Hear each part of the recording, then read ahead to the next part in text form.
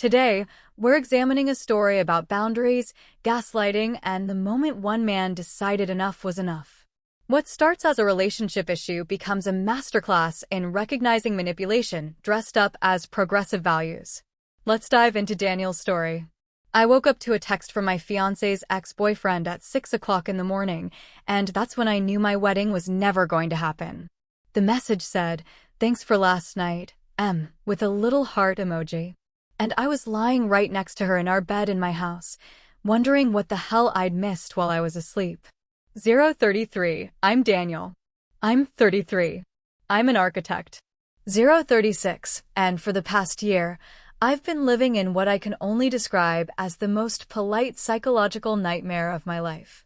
My fiancée Emily and I had been together for 5 years, engaged for 12 months, and everything about our relationship looked perfect from the outside, except for one tiny detail that everyone kept telling me was totally normal and I was crazy for having a problem with.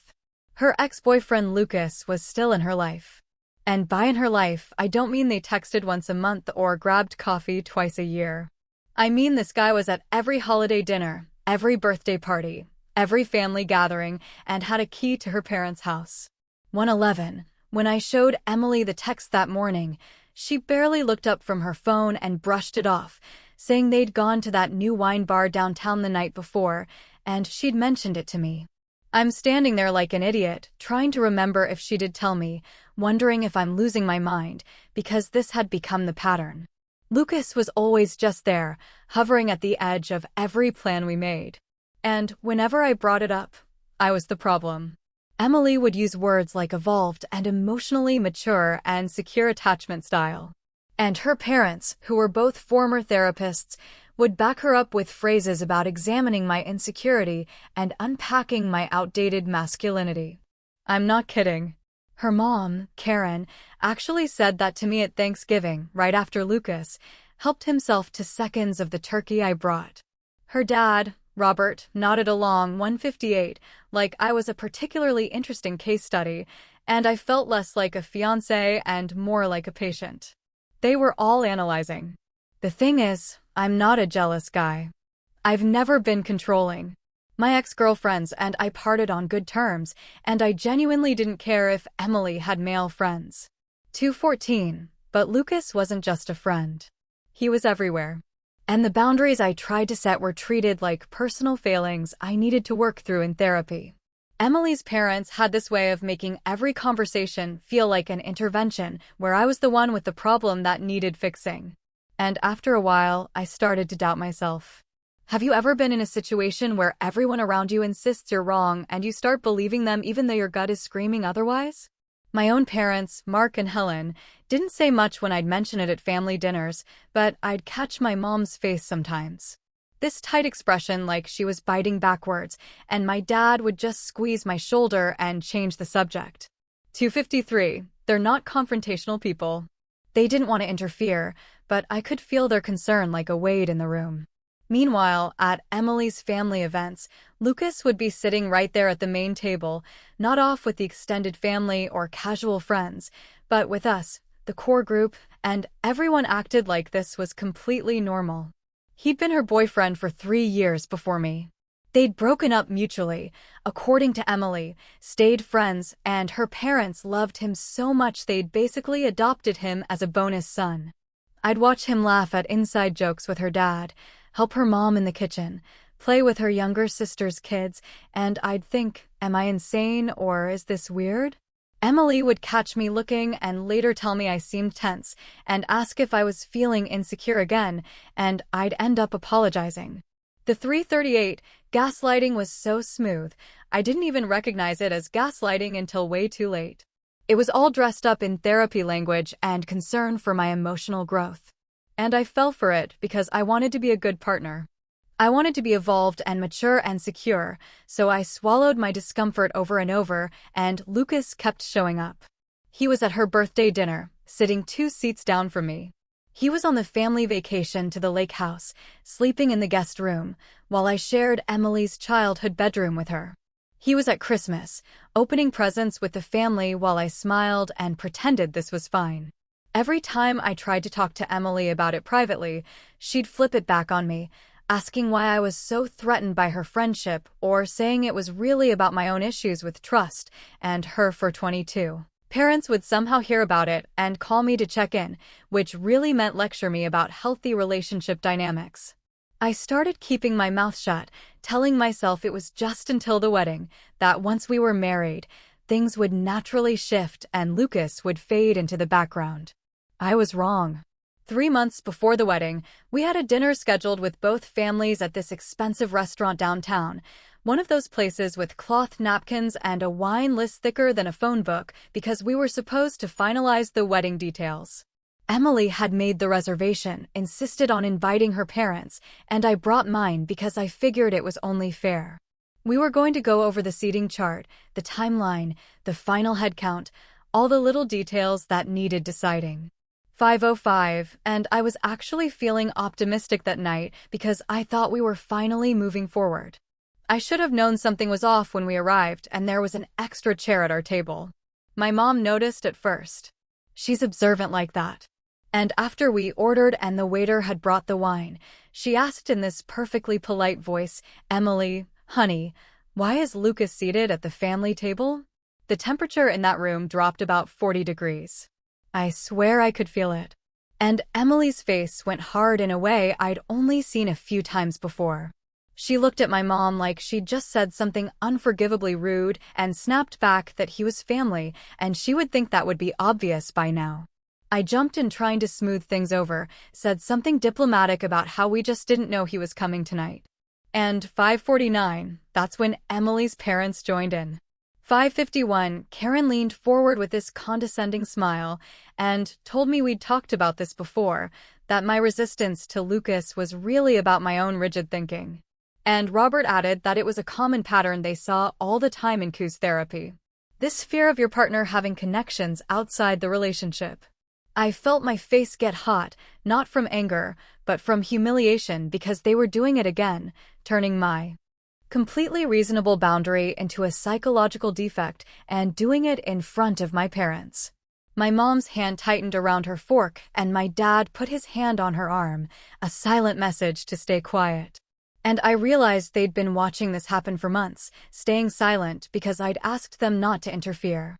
Emily was on a roll now. She started talking louder, saying things about how my family was stuck in the past and unable to accept 639, modern relationship dynamics. And I watched my mom's face crumble just a little bit and something in me snapped. 6:45, not in a loud way, not in a dramatic way, but in this quiet final way where I just knew I was done. Then Emily stood up, and I mean fully stood up from the table so everyone in the restaurant could hear her. And she said, "Lucas will be at our wedding. He'll be at our holidays. He'll be at our children's events. And if you can't accept that, Daniel, then you shouldn't marry me." 7:05, the whole restaurant went quiet. I could feel people staring. The waiter had frozen halfway through opening a bottle of wine at the next table, and Emily was looking at me with this expression that was half challenge and half certainty that I'd backed down. Her parents were nodding like she'd just said something profound. My parents were staring at their plates. And I felt this weird calm wash over me. I stood up slowly, pushed my chair back, and said in the most level voice I could manage, "You're right.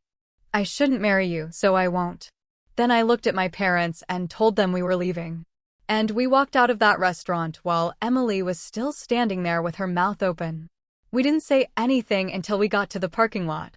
And then my mom just hugged me and my dad said, "We're 7:47, proud of you, son." And I realized that 5 years had just ended in one sentence and all I felt was relief. This first part reveals the anatomy of sophisticated manipulation where therapy language becomes a weapon to invalidate legitimate concerns.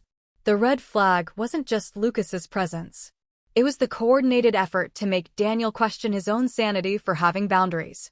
Notice how Emily's ultimatum was designed to make him back down, but it backfired because she fundamentally misread his breaking point.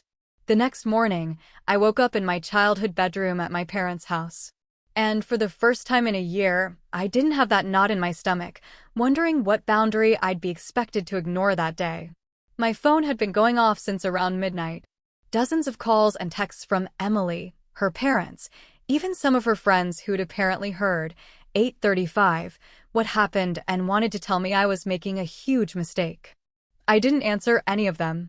I just turned off my phone and went downstairs where my mom had coffee waiting and my dad was reading the newspaper like it was any other morning.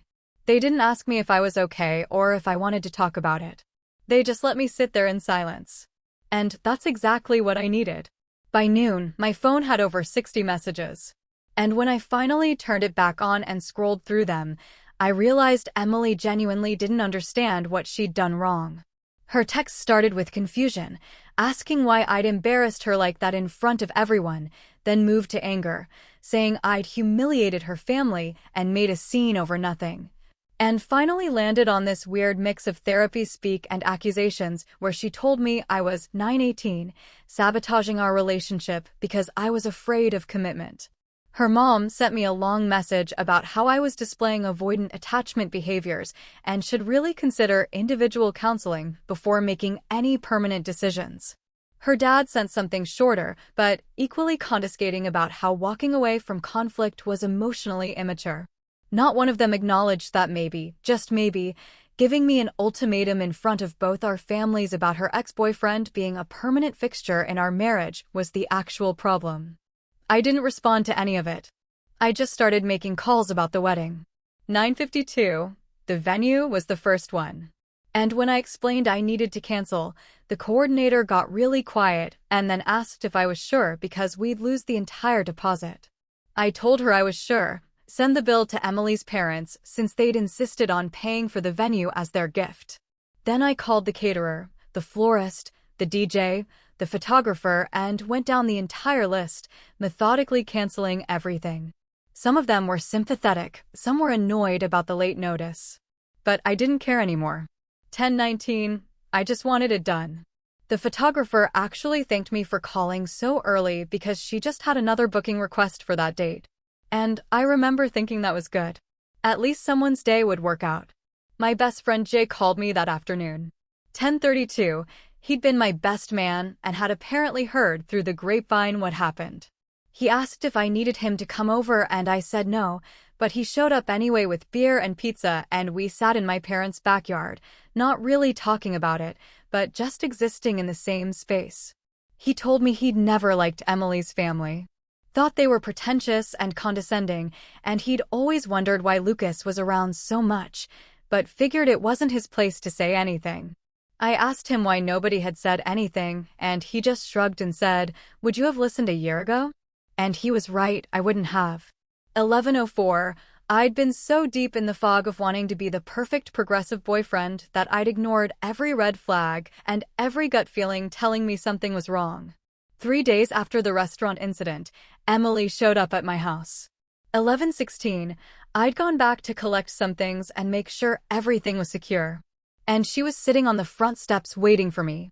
She looked terrible, like she hadn't slept. And when she saw me, she immediately started crying and saying we needed to talk.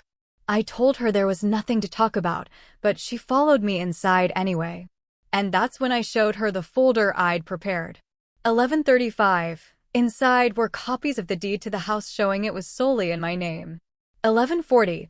Purchased 2 years before we met and a timeline I'd written out of when she'd moved in and what the living arrangement had been. She stared at the papers confused and asked what this was about.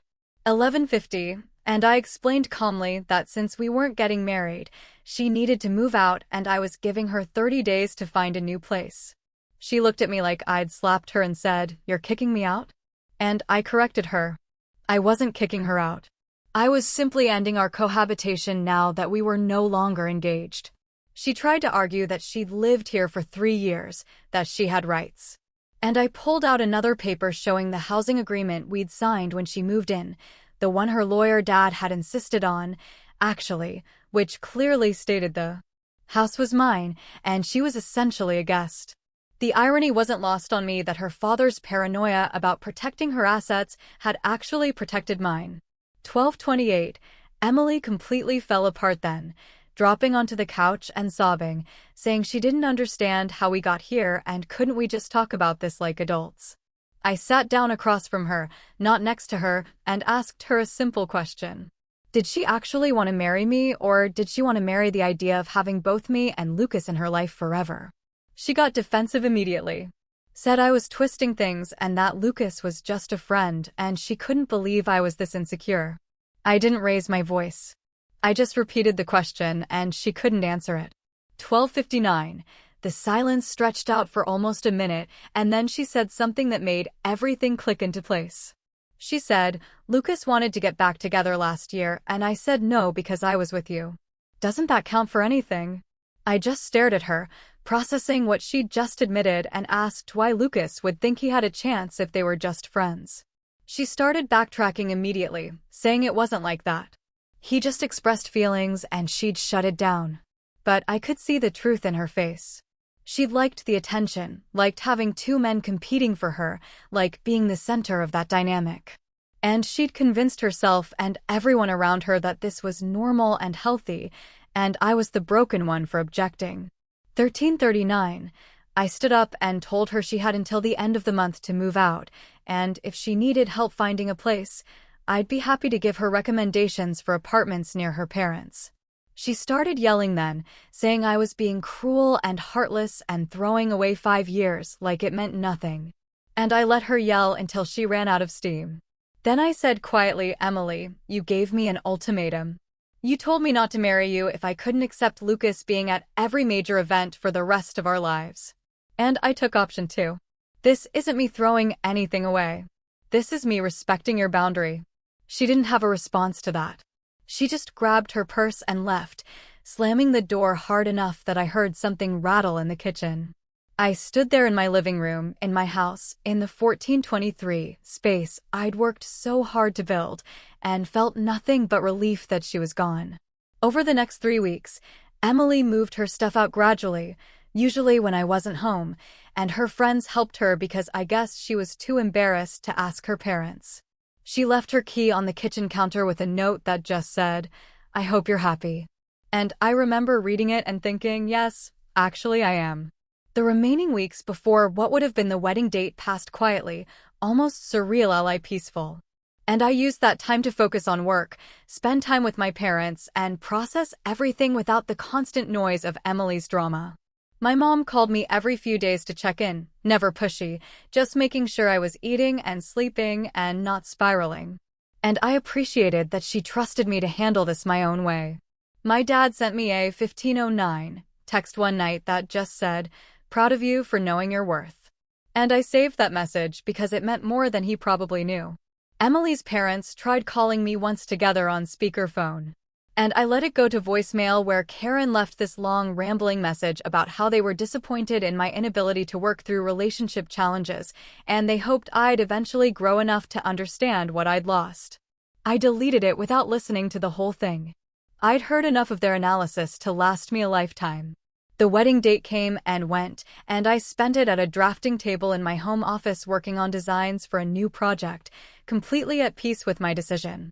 My friends took me out that night, not because I was sad, but because they wanted to celebrate me finally standing up for myself, and we 1552 ended up at a bar telling stories and laughing until late. Jake's girlfriend brought her friend Sarah, and we talked about architecture and art and travel, normal things, easy things. And at no point did she mention her ex-boyfriend or make me feel like I was crazy for having boundaries. It was refreshing in a way I hadn't realized I'd been missing.